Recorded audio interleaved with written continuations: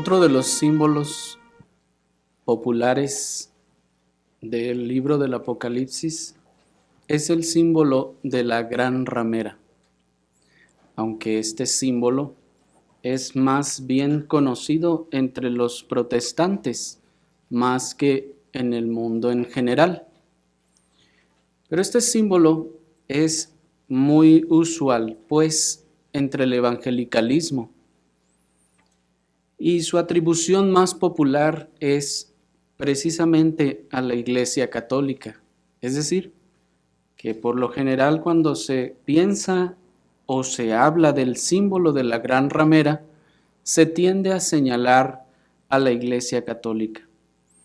Y aún más, muchos no tienen reparo en decir a sus catecúmenos o a aquellos a quienes están instruyendo, como una estocada final a su adoctrinamiento, tienden a decirles que la Iglesia Católica es la ramera del Apocalipsis, como para que por fin ya ellos rompan todo lazo con el catolicismo. En cierta ocasión, una persona, después de haber pretendido estar llevando estudios a un hogar, decía: ya es tiempo de decirles que la Iglesia Católica es la ramera del Apocalipsis, así que ya, para que de una vez ya se acabe esto de una vez por todas y estas personas rompan toda relación y lazo con la Iglesia Católica, y entonces ahora sí, vengan a la iglesia. Y esto es real en el evangelicalismo en nuestro tiempo. Pero, ¿será esto así? ¿Será que esa gran ramera del Apocalipsis simboliza a la Iglesia Católica? Veamos lo que la Escritura nos enseña. Acompáñenme por favor al libro de la Revelación de nuestro Señor Jesucristo, en el capítulo número 17, y vamos a leer del versículo 1 al 5.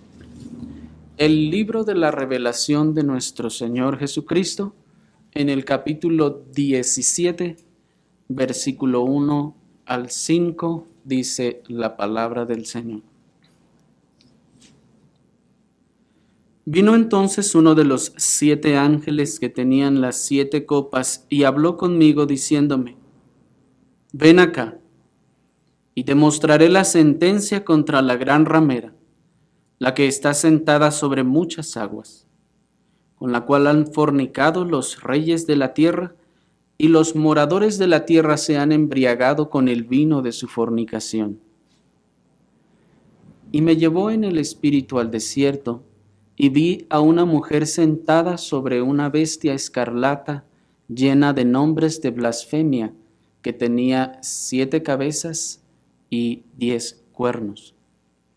Y la mujer estaba vestida de púrpura y escarlata, y adornada de oro, de piedras preciosas y de perlas, y tenía en la mano un cáliz de oro, lleno de abominaciones y de la inmundicia de su fornicación, y en su frente un nombre escrito, un misterio: Babilonia la Grande, la madre de las rameras y de las abominaciones de la tierra. Hasta ahí.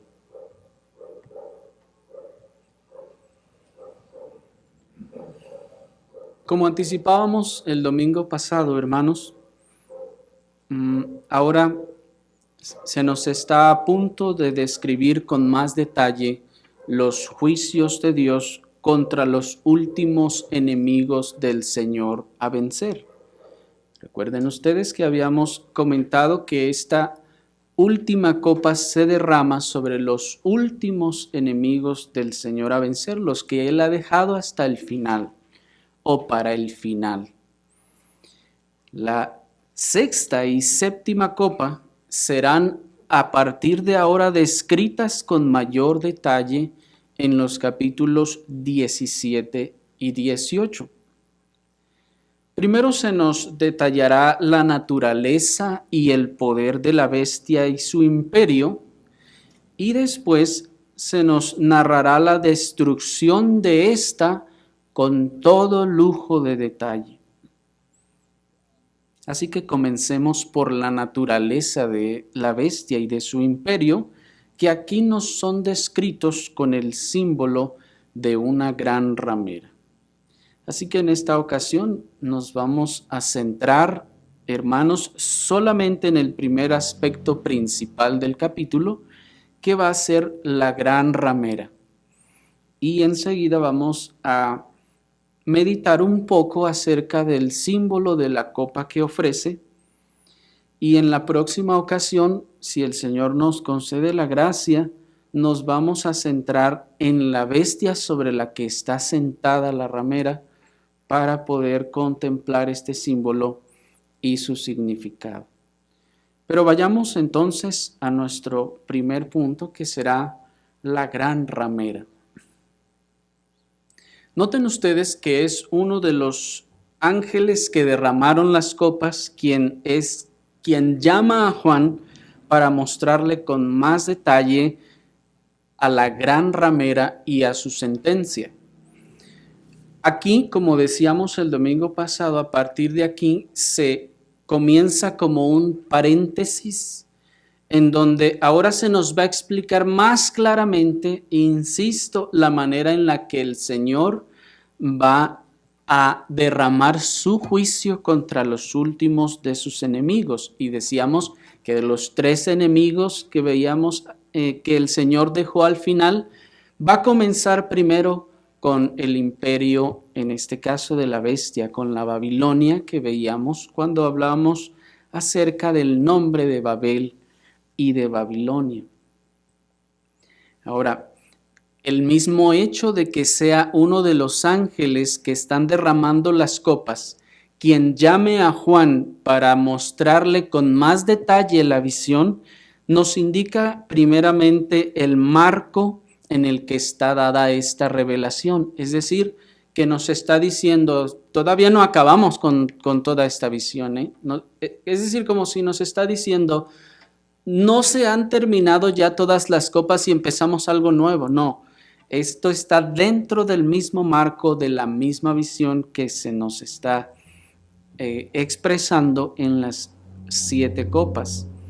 Y también que los siguientes capítulos, como he insistido, son un gran paréntesis para detallar el golpe final que el Señor dará a sus enemigos. Observen pues entonces que el ángel que llama a Juan, miren el versículo 1, vamos a leerlo. Vino entonces uno de los 7 ángeles que tenían las 7 copas y habló conmigo diciéndome, ven acá y te mostraré la sentencia contra la gran ramera, la que está sentada sobre muchas aguas, con la cual han fornicado los reyes de la tierra, y los moradores de la tierra se han embriagado con el vino de su fornicación. Y me llevó en el espíritu al desierto, y vi una mujer sentada sobre una bestia escarlata llena de nombres de blasfemia, que tenía 7 cabezas y 10 cuernos. Hasta ahí. Si ustedes observan, hermanos, el escenario al que este ángel llama a Juan es un escenario muy semejante al que ya habíamos visto en el capítulo 12 de este mismo libro. Es un escenario que nos evoca a ese lugar. ¿Se acuerdan ustedes que en el capítulo 12 aparece la gran señal de la mujer y enseguida es enviada o sustentada en el desierto? Las alas de la gran águila, vimos, le toman y le llevan al desierto, y ahí es donde se desarrolla entonces todo el resto de la visión. ¿Recuerdan? Y noten cómo en esta ocasión parece que nos evoca también a ese mismo lugar, a ese desierto. E incluso la descripción de la bestia sobre la que está montada aquí la ramera, si ustedes se fijan, es la misma que se da al dragón en el capítulo 12. Si ustedes recuerdan, después de que se aparece la señal de la mujer, luego aparece el gran dragón y ese dragón tiene la misma descripción que se da aquí a la bestia sobre la que está sentada esta mujer. De donde vemos entonces que hay una relación estrecha entre estas dos visiones. En aquella ocasión, en el capítulo 12, el apóstol ve a una mujer, la iglesia, y al dragón atacándola.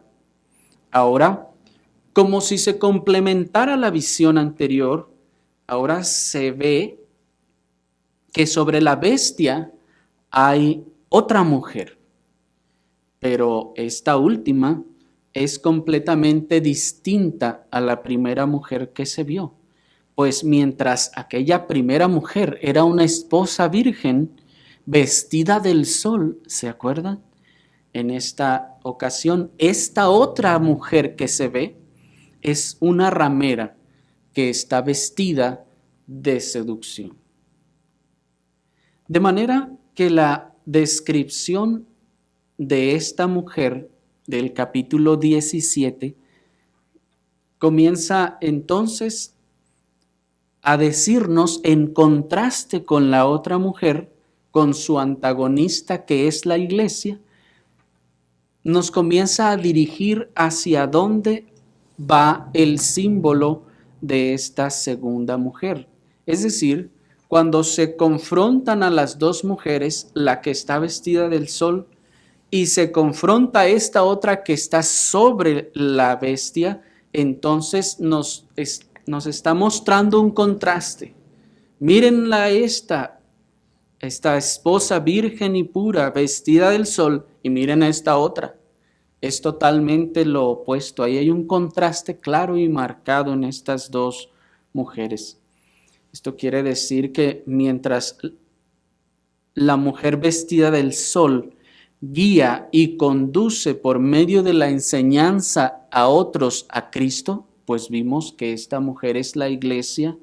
La mujer vestida de púrpura y escarlata guía y conduce a otros a alejarse de Cristo e ir en contra de Él por medio de la seducción. Y vamos a ir mostrando por qué es que estamos dando ya estos calificativos a esta mujer. La primera mujer, repito, era la iglesia, ¿recuerdan? ¿Y cuál es la función en este caso de la iglesia? Bueno, una de ellas en el mundo. Esta iglesia está enseñando a otros de Cristo y les está llevando a Dios y a Cristo. Esta otra mujer que es su antagonista, entonces por contraste hará lo opuesto. ¿Me siguen? Esta mujer vestida de púrpura entonces conduce al mundo ahora a alejarse de Cristo, a ir en contra de Él por medio, en este caso, de la seducción. Pero ahora, quisiera que nos detuviéramos en un detalle sobre esta mujer antes de seguir con su simbolismo. ¿Por qué una mujer? ¿Por qué dice el texto que es una mujer? Bueno, primero por el significado del símbolo que aquí se está expresando y que vamos a ir desarrollando. Y segundo, porque un destello de este símbolo ya nos apareció en una visión previa y que nos va a conducir también al simbolismo de esta mujer. Apocalipsis 9:8, recordarán ustedes, les leo, aparece un símbolo semejante y dice: tenían cabello como de mujer, sus dientes eran como de leones. Si recordarán ustedes, este es el aspecto de las langostas que salieron del pozo del abismo cuando el quinto ángel tocó la trompeta. ¿Se acuerdan ustedes? Dice, ya vimos que cuando ese quinto ángel toca la trompeta, entonces se abre la puerta del abismo y entonces de ahí sale un gran humo negro, como el humo de un gran horno, y además del humo, junto con el humo, salen langostas que se describen de manera terrible, recordarán ustedes. Y una de las características de estas langostas es la que dice el versículo 8 del capítulo 9, tenían cabello como cabello de mujer, sus dientes eran como leones. Y en aquella ocasión vimos que sus cabellos entonces simbolizan la atracción y la seducción de las estrategias satánicas para lograr que todos los habitantes de la tierra se rindan a la bestia. Recuerden ustedes que ya vimos en otra ocasión que estos cabellos, entonces, estos cabellos de mujer están simbolizando esa seducción, esa estrategia o la seducción de las estrategias satánicas que buscan atraer a los habitantes de la tierra a fin de que se rindan delante de la bestia. Y que tiene los dientes de león, ya vimos que simbolizaba que por un lado se muestra atractiva, por un lado atrae con seducción, pero cuando ya está ahí, tiene dientes como de león. Con este símbolo también se expresa la astucia demoníaca para engañar y arrastrar a los incrédulos al pecado y a la inmundicia, pues Satanás no llega diciendo: ven, vamos a la inmundicia y a la perdición, a lo peor de este mundo. Vengan conmigo y cometeremos las peores abominaciones que se les puedan ocurrir. No, Satanás ha de llegar con una fachada atractiva, ha de llegar como lo es él, engañando y mintiendo a fin de atraer. Se muestra atractivo y agradable a la vista, pero del otro lado tiene colmillos de león para devorar a su presa, como la figura del capítulo 9, versículo 8 nos expresaba. Pero ahora se nos expresa un símbolo superior al que leímos en el capítulo 9, versículo 8. Ahora este símbolo es el de una mujer ramera. En el símbolo anterior solo tenía cabellos como cabellos de mujer, que habíamos visto que simbolizan esa seducción, pero ahora noten que el símbolo es mayor, es un símbolo superior, pues ahora es una mujer completa, de todo a todo. Las langostas en aquel momento tenían aspectos de una combinación de muchas formas, ¿se acuerdan? Que si lo viéramos o lo imagináramos de forma literal sería una criatura grotesca.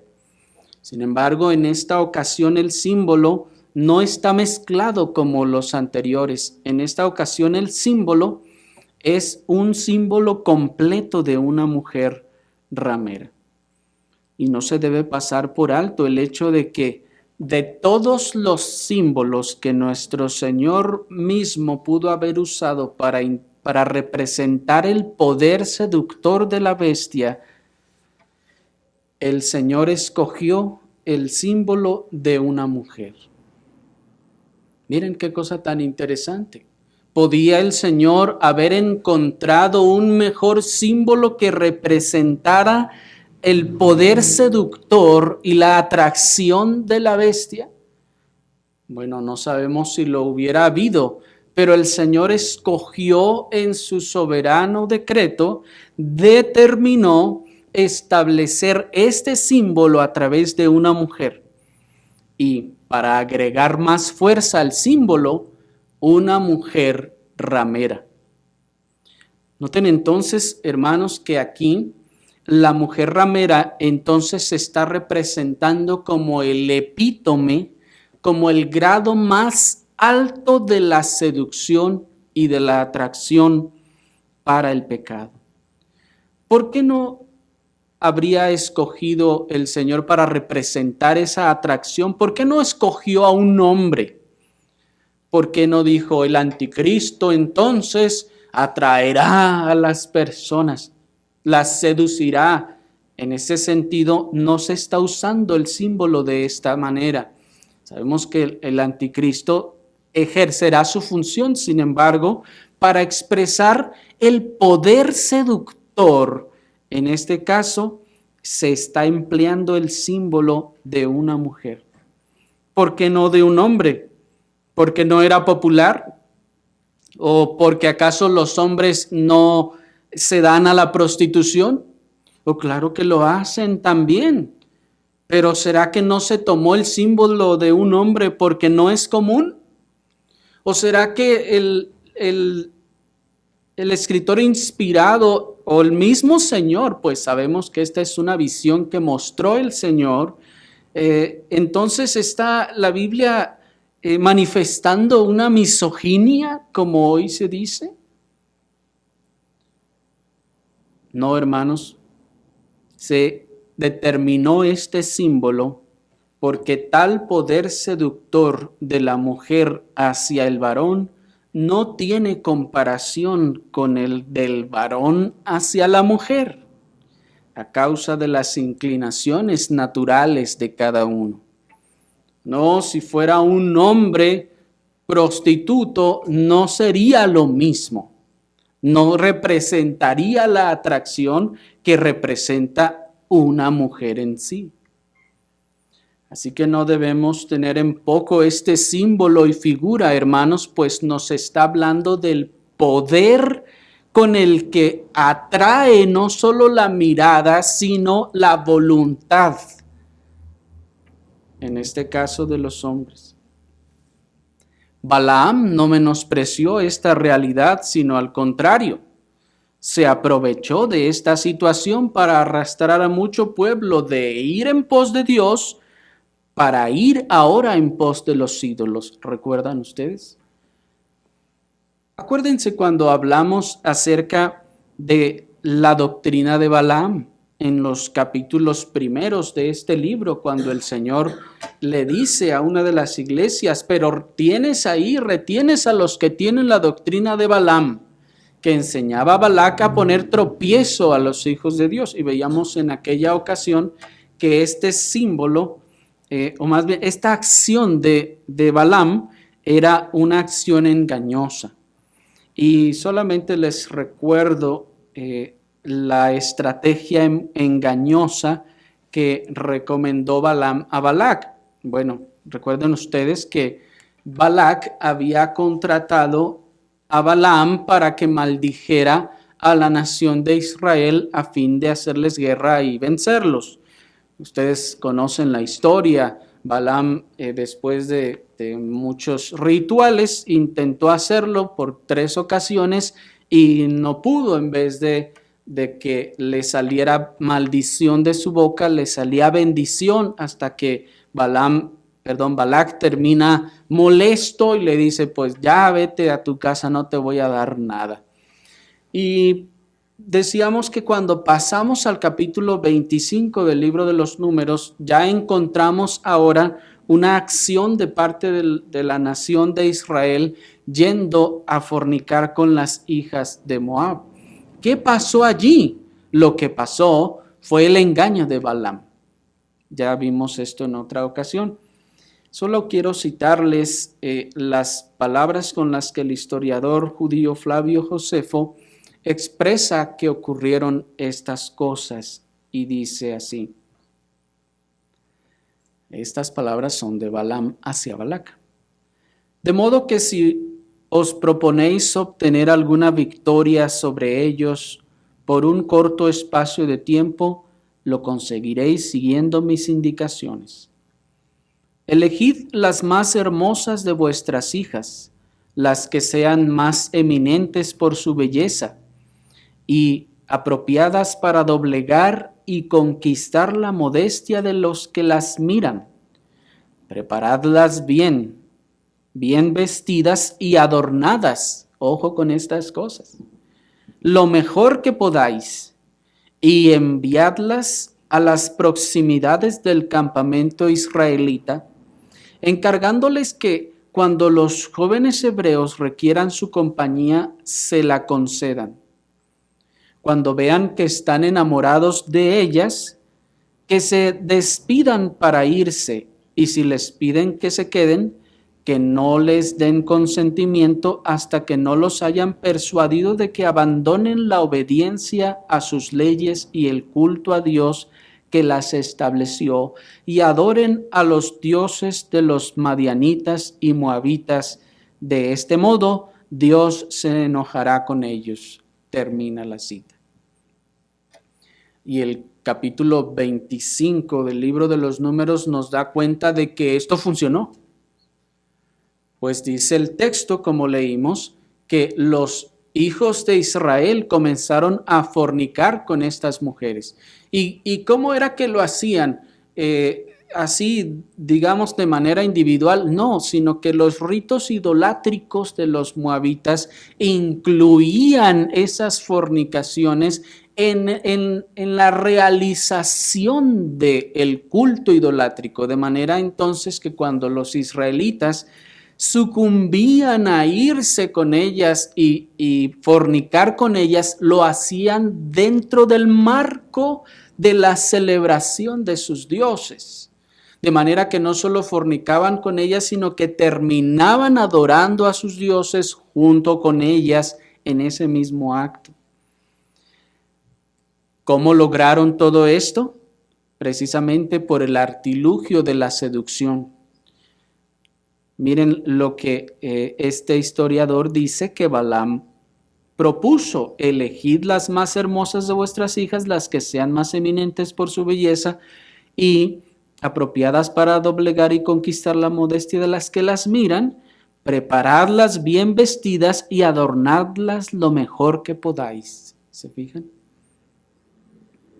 Y miren ahora la descripción que se nos da de esta mujer, versículo número 4. Miren allí.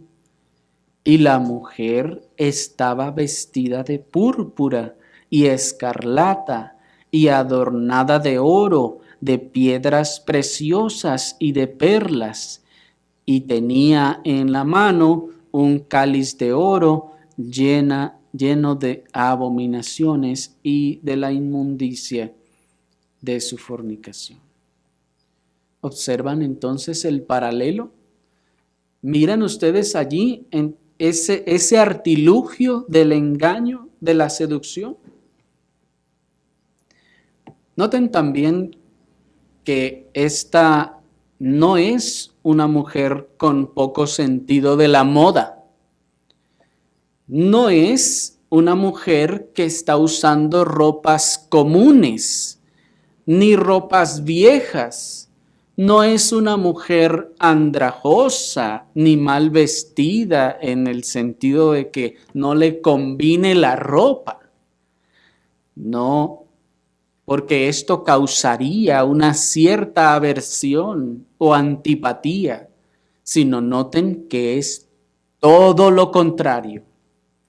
Lo que esta mujer o la manera en que esta mujer está vestida es de la manera más atractiva que pueda ser. Se ha vestido de la mejor forma que pueda vestirse. Los colores de con las que esta mujer va vestida representan la elegancia de su porte y que está vestida como la realeza.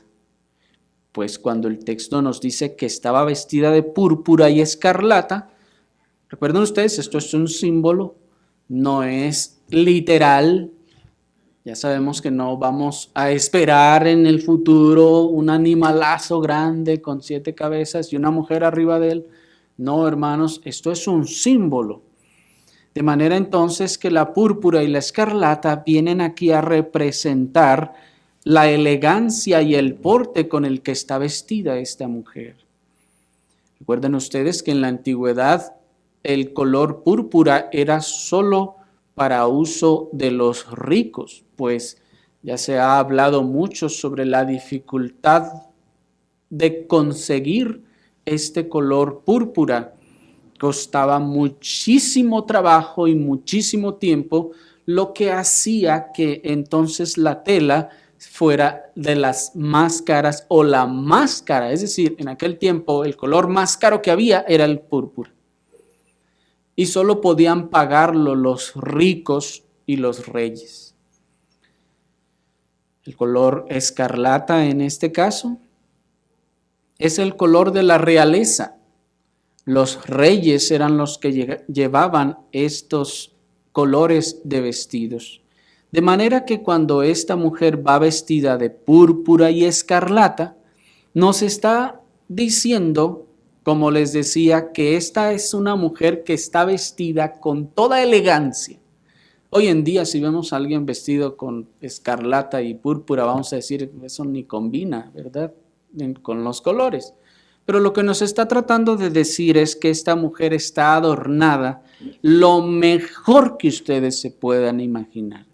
Trae una vestimenta impecable que manifiesta elegancia, porte, distinción, como si fuera de la realeza.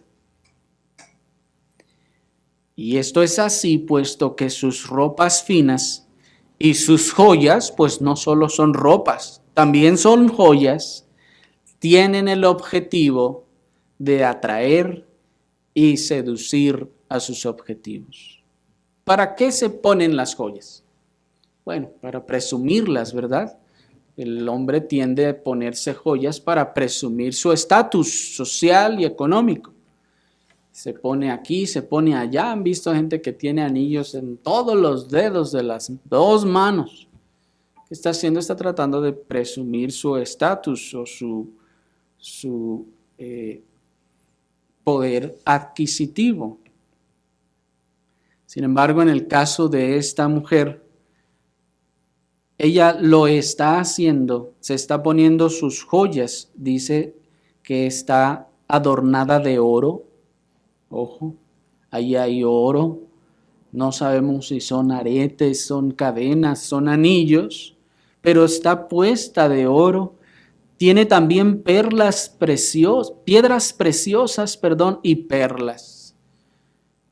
Tal vez son anillos de diamantes, tal vez son algunas otras maneras en las que se pueden lucir las piedras preciosas, pero todo esto, hermanos, lo único que está manifestando es la ostentación de la mujer y su porte con el objetivo de atraer y de seducir a sus objetivos.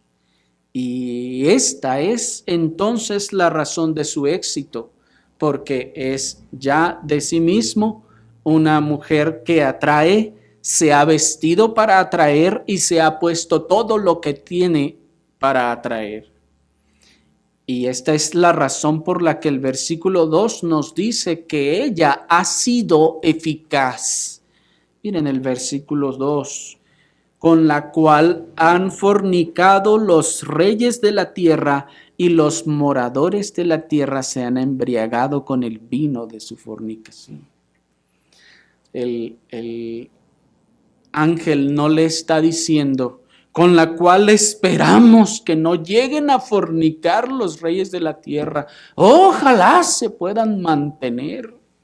No dice así, sino dice que han fornicado ya. Es decir, nos está hablando de la efectividad de su labor.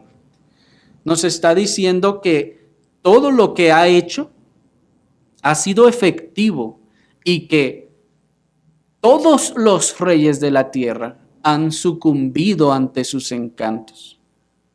Nos está diciendo que no queda ni uno solo de ellos en pie. Miren entonces el poder de la efectividad de esta ramera. Igualmente ocurre, hermanos, con los moradores de la tierra. Ninguno pudo resistirse a su seducción, de modo que todos ellos, hombres y mujeres, han fornicado con ella, se han embriagado con el vino de su fornicación y, por lo tanto, como ya nos dicen los pasajes anteriores de los capítulos anteriores, han recibido en sus frentes y en su mano derecha la marca de la bestia sobre la que ella misma va montada.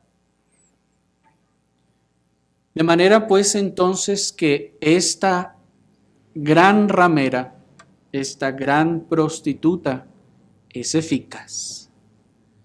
Ha sido eficaz en su labor, de manera que no hay rey de la tierra que no sucumba ante su seducción, y tampoco hay morador de la tierra que no haya sucumbido. ¿Se fijan? Pero ese gran poder seductor y eficacia es debido a que esta es la gran ramera. No es una ramera cualquiera, es la gran ramera. Es la ramera de rameras. Es la más grande de todas ellas. Es decir, es la más experta de todas ellas, al punto que es llamada la madre de todas ellas. Miren el versículo 5. Y en su frente un nombre escrito, un misterio. Babilonia la Grande. Ya vimos eso la vez pasada, ¿se acuerdan? La madre de las rameras y de las abominaciones de la tierra. ¿Notaron eso? ¿Se dan cuenta por qué es efectiva? Porque de verdad ninguno de los reyes de la tierra resistieron su atracción y su seducción, y ninguno de los moradores de la tierra resistieron su atracción y su seducción, porque es la señora de todas ellas. Es la mejor de todas ellas. Si una de ellas se sintiera superior a las demás, ¿por qué sería? ¿No sería por su belleza o su efectividad? Pues esta es llamada la madre de todas ellas. No en un sentido de que genera a todas las demás, sino en el sentido de que las supera a todas las demás. Noten entonces que este es el nombre que trae en su frente escrito. Bien pudo ser a través de de algún objeto que trajera en la frente, o bien pudiera ser directamente sobre su frente. Eso no tiene gran importancia como lo que simboliza que traiga en su frente estas cosas. Recuerden ustedes que los que tienen la marca de la bestia lo tienen en sus frentes. Aquellos que tienen el nombre de Dios, ¿en dónde lo tienen? En sus frentes. Esta ramera entonces tiene escrito este misterio: Babilonia la Grande, la madre de las rameras y de las abominaciones de la tierra. Es decir, que este nombre es su centro. Este nombre que tiene allí es su esencia. Es lo que es y lo que esta gran ramera representa en sí misma. ¿Qué es lo que es y qué es lo que representa? Babilonia la Grande. ¿Se fijan? Noten entonces la figura. El apóstol es llevado a ese desierto, se le muestra a esa mujer. Y probablemente antes de que pregunte, ¿y ella quién es? ¿De dónde salió? ¿Qué significa?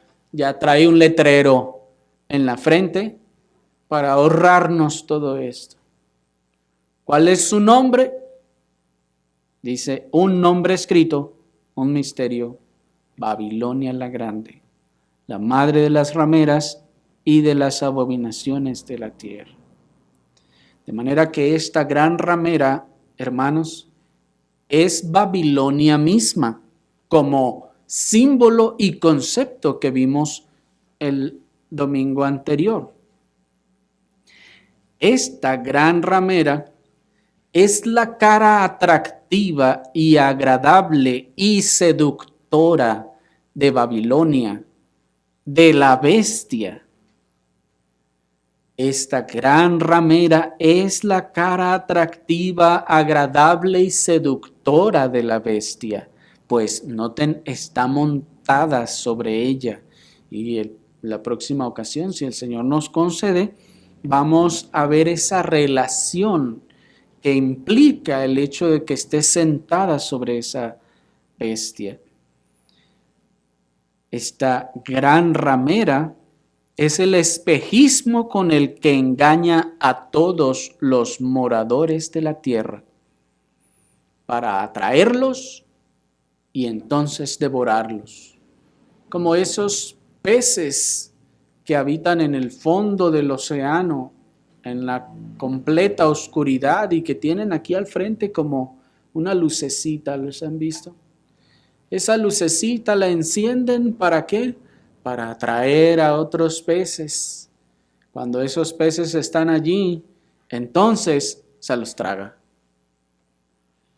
Así, esta gran ramera, pues, es ese espejismo con el que la bestia engaña a todos los moradores de la tierra. Y entonces, estando ya allí, les hace beber del vino, del furor de su fornicación. Dice en ese sentido el comentarista William Hendrickson: el símbolo indica lo que atrae, tienta, seduce y distrae a las gentes, separándolas así de Dios. Significa el mundo como centro de industria, comercio, arte, cultura, etcétera, separado de Dios. Por medio de todas estas cosas, Babilonia procura atraer y seducir al creyente, es decir, distraerle de Dios. Sigue diciendo, simboliza la concentración del lujo, del vicio y del encanto de este mundo. Es el mundo visto como la personificación de los deseos de la carne y los deseos de los ojos y la vanagloria de la vida. Babilonia es el mundo como centro de seducción en cualquier momento de la historia, particularmente a lo largo de toda la dispensación actual. Termina la cita. Y es aquí entonces, pues, donde encontramos que ha habido entonces varias manifestaciones de esta gran ramera, que es también llamada Babilonia, que no es que hay una sola, sino que como vimos cuando vimos la imagen de la bestia, esa imagen va cambiando de forma según la época. Y en este caso, no es que haya habido muchas rameras en el sentido de que son muchas, no es una sola, pero que se manifiesta en diferentes formas y lugares. Mientras que en el tiempo del apóstol e incluso durante toda la Edad Media bien podría ser representada esta ramera así como Roma, no en todas las épocas sería representada de la misma forma. Pues después del diluvio, como vimos, se llamó Babel o Babilonia, y los creyentes postdiluvianos podían ellos decir, para nuestro tiempo esa ramera es Babel, y no estarían equivocados en su tiempo.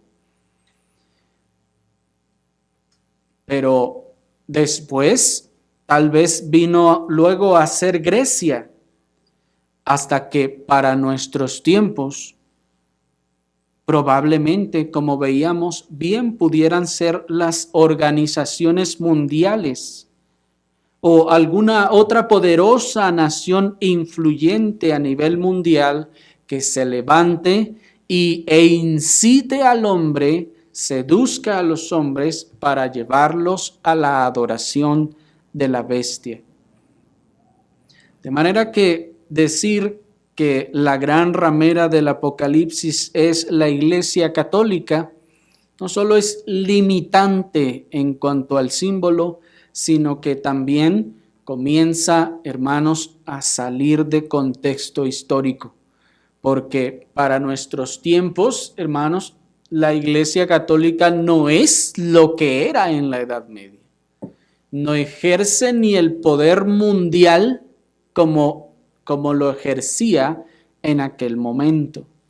Hoy en día tenemos, hermanos, organizaciones mundiales, tan solo como la ONU, como veíamos, que ejercen mucho más poder y que en ese sentido ostentan mejor las características de una bestia que lo que sería en sí mismo ahora la Iglesia Católica. No es que no lo sea del todo, sino que es limitante la aplicación.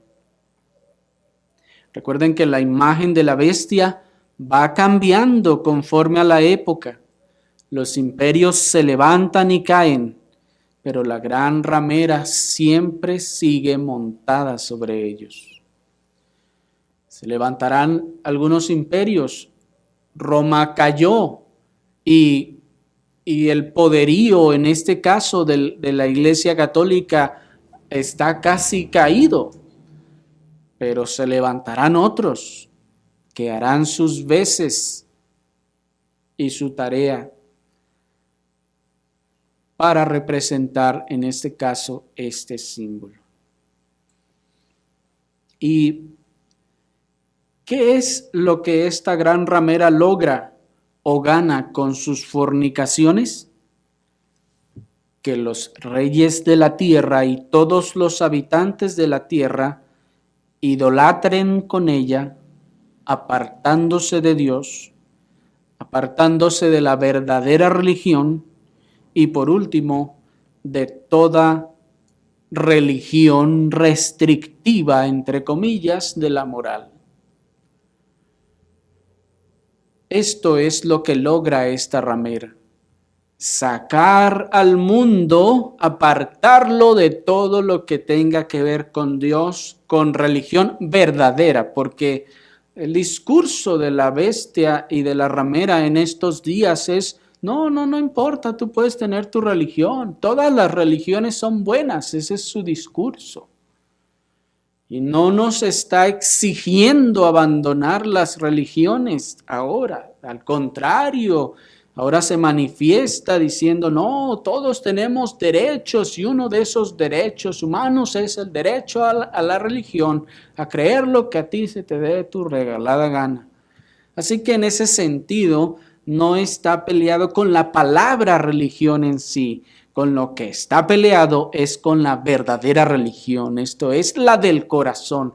Cuando tú empiezas a vivir en tu trabajo, en la sociedad, como lo dicta tu religión, ahí es donde esta ramera y la bestia dirán: no, espérame, tú podías creer lo que tú quisieras, pero tenías que hacer lo que yo decía. ¿Me explico? Y toda aquella religión que parezca restrictiva en el sentido moral, entonces irá señalándola hasta perseguirla. Que los reyes de la tierra y todos los habitantes de la tierra se enreden y se comprometan con la bestia, con sus ideologías y sus filosofías, y que participen con ella en su rebelión contra Dios, es el efecto entonces de esta fornicación. Miren la conducta típica de una ramera. Dice Jeremías capítulo 2, versículo 20, les leo: porque desde muy atrás rompiste tu yugo y tus ataduras y dijiste: no serviré. Con todo esto, sobre todo collado alto y debajo de todo árbol frondoso te echabas como ramera. Noten entonces que el pecado de la ramera no es solo su libertinaje, sino que el otro pie con el que camina es la rebeldía y la rotunda negativa a someterse. Pues noten cómo dice, no serviré. Lo primero que tiene que hacer, de hecho, para corromperse en esa conducta de ramera o en la fornicación, es romper su yugo y sus ataduras, rebelarse contra Dios y contra la moral. Y enseguida entonces toma la conducta de no serviré.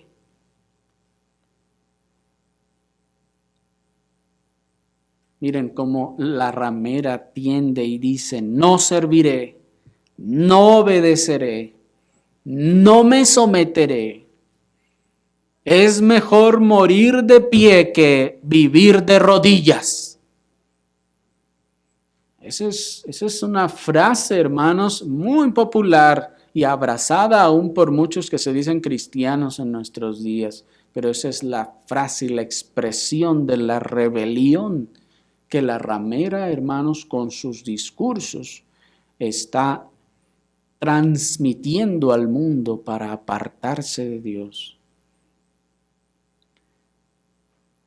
Y ahora las oímos influenciadas por esta ramera, a las mujeres también diciendo, no soy y ni seré esclava de ese sistema patriarcal y machista.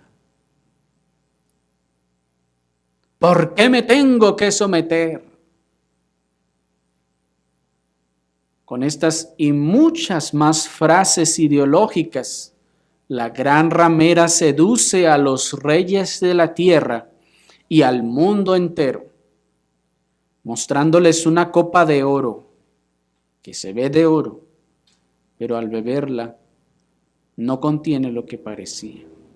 Veamos por último y mucho más brevemente la copa que ofrece, versículo 3. Y me llevó en el espíritu al desierto y vi una mujer sentada sobre una bestia escarlata llena de nombres de blasfemias, que tenía 7 cabezas y 10 cuernos. 4. La mujer estaba vestida de púrpura y escarlata y adornada de oro, de perlas preciosas, de piedras preciosas y de perlas, y tenía en la mano un cáliz de oro lleno de abominaciones y de la inmundicia de su fornicación. ¿Por qué esta copa es de oro? Bueno, sabemos que el oro es el metal más preciado de la tierra en general e históricamente, porque alguien podrá decir, no, es que ahorita ya se han encontrado, no, hermano, estamos hablando históricamente y en general. Nadie se anda poniendo esos otros anillos de esos otros metales que dicen que son más preciados. El oro es el metal más preciado de la tierra históricamente y es el emblema de la opulencia, de la riqueza y de el placer exquisito. Ahora piensen en el cáliz de oro más hermoso que ustedes hayan visto. Piensen en el cáliz de oro más hermoso que ustedes hayan visto. ¿Qué esperan que haya allí en ese cáliz? La bebida más deleitable, ¿no les parece? Y si es de oro, estará en las casas, en los palacios de los reyes. Y lo que se espera es que estará allí la bebida más deleitable, ¿no les parece? Pero he aquí el engaño de la seducción de esta ramera. Ahí están los dientes de león de las langostas con cabello de mujer. Esta copa tiene un aspecto de realeza y de riqueza, pero su contenido es veneno y corrupción, es inmundicia, abominaciones y fornicación. Así la gran ramera ofrece los más deleitables placeres y comodidad mundanos, pero una vez que el trago se ha echado, con ello viene mayor depravación y perversión que el texto llama inmundicia y abominaciones. El llamado seductor de la ramera ofreciendo esta copa de oro, hermanos, es a pecados que tal vez al mundo no le sonarán tan feos y perversos. A alguno que otro pecadillo, como le llaman hoy en día, que tal vez no suene tan feo, que tal vez no suene tan mal y que trata de justificar diciendo, pues es que, pues ni modo, ¿qué le va a hacer uno? Pero el engaño consiste en esto. La apariencia parece de oro, parece que es fácil, parece que es placentero, parece que no habrá mayor consecuencia. Pero una vez que se ha echado el trago, con ello viene mayor depravación y perversión. El texto llama a esto inmundicia y abominación. Porque, ¿qué es la depravación sino la degeneración mayor de pecados que podrían considerarse tal vez hasta no tan grotescos o feos? Ninguno de los placeres sencillos que ofrece la gran ramera se extinguen en la comisión del mismo acto, sino que son llamas corruptoras que se extienden, se degeneran y se extienden a niveles de mayor inmundicia hasta arrastrar a la abominación. Por eso el texto dice que en la copa hay inmundicia y abominación. ¿Cómo comenzaron los movimientos homosexuales? Diciendo, queremos tener todo esto al aire libre, nosotros, que todos nos vean hacer estas cosas. ¿Así comenzaron? No. Comenzaron solamente diciendo, queremos que no nos maltraten y ya, que nos respeten. Con eso empezaron. Queremos poder salir del closet sin que nos apedreen o que nos maten. ¿Y dónde vamos ahora? ¿A dónde va lo que sigue? ¿Sí me explico? Es algo que en el comienzo parece bueno, parece respetable o justo, pero que se corrompe, se degrada, se degenera al haber ya una vez tragado ese cáliz de abominación. ¿Cómo comenzaron los movimientos feministas? Haciendo todos los desmanes que hacen ahorita con sus marchas y lo que falta, hermanos. No, comenzaron diciendo, las mujeres también pensamos, las mujeres también tenemos derecho a la educación y a votar. ¿Y tienen derecho? Claro que tienen derecho. Pero así comenzó todo. Con una copa de oro, con un cáliz que se veía de oro. Bueno, atractivo, valioso, valorable, pero que al beberlo traía detrás todas esas cosas que el diablo ya había planeado introducir. ¿Cómo comenzaron los postulados naturalistas? Comenzaron diciendo, dejen de creer en Dios, Dios no existe, sean ateos y crean en la ciencia. Comenzaron así. No, ya vimos el libro de Robert Chambers de Vestigios de la Creación, que fue, decíamos, el que dio paso, el que le preparó el camino a Charles Darwin con su libro, en el que, por cierto, muchos han dicho y defendido que él nunca dijo que no existía Dios, sino al contrario, medio lo menciona. Pero así comenzó todo, con una pequeña idea. Ahí es donde está el engaño. Con una copa que es atractiva, que no tiene nada de malo. ¿Qué quería hacer Robert Chambers según él? Demostrar y mostrar según él la gloria de Dios para que fuera mejor adorado, creía él. ¿Y qué fue lo que hizo? Preparó el camino para todo el naturalismo y el ciencismo y el modernismo de nuestro tiempo. ¿Cómo comenzaron las propuestas secularistas y laicistas del gobierno y de la educación? Primero dijeron, mira cómo la Iglesia Católica nos ha oprimido y es dueña del 60% del territorio nacional. No, esto es injusto. ¿Era injusto? Pues sí, era injusto. Pero cuando se echó todo eso, se bebió del trago, de ahí entonces vino todo el secularismo, el laicismo, se echó a Dios de los gobiernos, se echó a Dios de la educación y ahora ya tenemos no una educación laica, ahora tenemos una educación socialista, tenemos una educación que está buscando instruir a nuestros hijos en la maldad en las escuelas públicas. ¿Cómo se comenzó? Con algo que parecía justo y correcto. ¿Cómo comenzaron las ideas socialistas?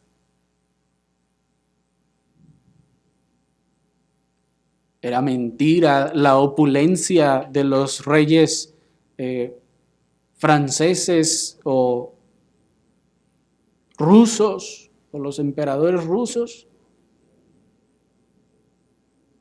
Pero noten cómo la gran ramera atrae con algo que parece bueno, atractivo, agradable, pero una vez que le han echado el trago, viene y se degenera hacia la inmundicia y esa inmundicia termina en abominación. Solo es cuestión de tiempo. Hay una apariencia externa de una propuesta tan valiosa como el oro, que pretende traer una era dorada para la sociedad, pero que al haberse apartado de Dios, no tiene ningún otro final que la inmundicia. Desde el momento en que todas esas ideas y todas esas propuestas se apartaron de Dios, no tienen ningún otro fin que la inmundicia y por último la abominación y por más último la destrucción.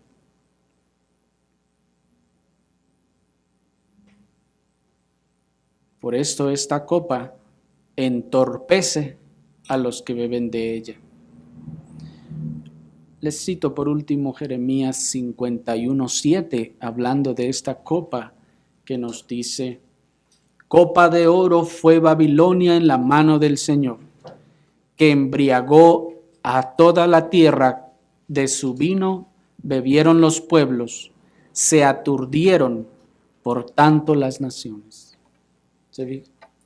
Ahí está esa copa de oro, fue Babilonia. ¿Cuál Babilonia? Aquí está con un nombre escrito, un misterio, Babilonia la Grande, la madre de las rameras. ¿Y qué hizo? Embriagó a toda la tierra. Por eso dice el versículo 2, la tierra se ha embriagado con el vino de su fornicación. De su vino bebieron los pueblos y se aturdieron por tanto las naciones. Noten entonces el paralelo con nuestro texto. Esta copa de oro embriaga a toda la tierra. Lo que la metáfora del vino en la copa nos busca transmitir es el efecto entorpecedor que éste causa a los que la beben. ¿Y cuál es ese efecto? Termino diciéndoles 4. El vino reduce, por ejemplo, al mínimo la percepción de los sentidos. Y es por ello que el hombre, en el sentido ahora de la metáfora. El hombre no puede percibir entonces la realidad de su entorno porque se ha embriagado con esta copa. Por eso no puede percibir la realidad de lo que está produciendo la bestia, ni logra ver venir el mal de las decisiones y de las acciones que se están tomando en los gobiernos y en la sociedad, porque está embriagada, está embrutecida, no puede percibirlo. Traten ustedes de razonar en ese sentido con los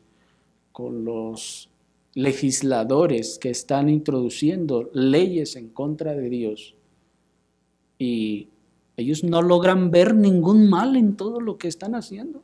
Al contrario, dicen que esto solo es bien, solo es oro y que busca una sociedad dorada.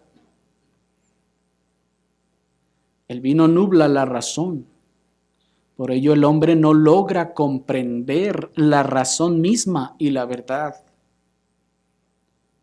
Y caen, hermanos, en razonamientos tan viles, dándole importancia, por ejemplo, al trato de las mascotas, metiendo a la cárcel a la gente que trata mal a las mascotas y dejando fuera a todos los sicarios y todos los más perversos y malvados. ¿No es eso falta de razón? ¿De raciocinio? ¿De tan solo un poco de sentido común? Pero han sido embriagados con el vino del furor de esta fornicación. Y su razón se nubló. Por eso están dispuestos a creer lo que la bestia le diga que es verdad y lo que la bestia les diga que es razonable. Sí, sí, así es. Por eso la gente se adapta a todas estas nuevas leyes, a todas estas nuevas filosofías. El vino disipa la moral. ¿No pasa eso con las personas embriagadas? Por ello se da la desvergüenza y se elimina aún desde la bestia, desde las acciones de la bestia y del gobierno. Se elimina toda barrera del pudor y de la moral. Desde los programas sociales y las leyes incluso. Por último, el vino entorpece las acciones del cuerpo. Por ello, están 100% dispuestos a seguir y apoyar a la bestia con su tiempo, con su dinero y con su esfuerzo. Están más dispuestos a apoyar todos los movimientos sociales propugnados por la bestia. Es por esta razón que hablar el evangelio a los incrédulos es como tratar de razonar con una persona completamente ebria del furor de la fornicación que le ha dado la gran ramera en ese cáliz de oro. Oremos al Señor.